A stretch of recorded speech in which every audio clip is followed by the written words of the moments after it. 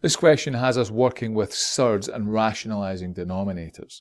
Now remember the difference between a surd and not a surd. So surds are numbers that involve square roots or are numbers that are written as exact values. So for example, root 15 that's there, that is a surd. Pi is technically a surd as well. Now when I've got a fraction like this, 12 over root 15, and it asks me for a rational denominator, what you need to say to yourself is, how do I get rid of the surd on the bottom? And in order to do that, we just multiply the whole thing by 1.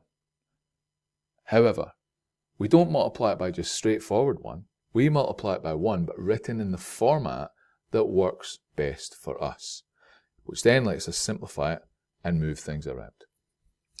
So if I take my original fraction, 12 over root 15, and I say to myself, I want to get rid of the root 15.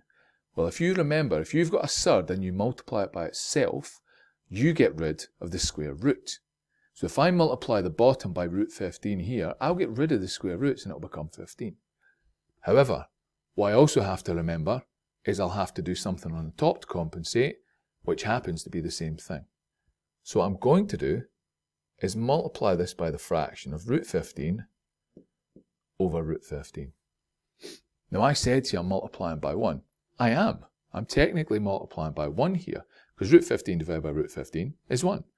All I've done is written the number 1 in the format that best suits and best works for me. So now I can then manipulate it and work it through from there. So if I multiply these two together, I'll do the tops. I'll get 12 root 15 over root 15 times root 15. That just simplifies to 15.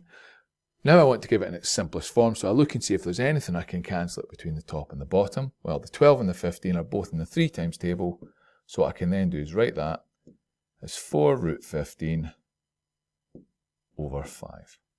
And that is the fraction in its simplest form with a rational denominator. So I've rationalised it by doing that. Now this question here is a nice, quick question to get us through. 2 marks. Firstly, for recognising how you rewrite the 1 as root 15 over root 15 to get rid of the denominator. And then the last mark, the second mark, is for writing your answer, but simplifying it. Remember, the question states simplest form. So if it states simplest form, you have to make sure you get it in simplest form, otherwise you will lose that mark. Very straightforward process for this sort of one. Just remember the key step is that one. How do I rewrite 1 so that I can use it and manipulate the fraction to my benefit? If I can remember that, I'm laughing. Remember that, write it out that way. It's easy peasy, lemon squeezy.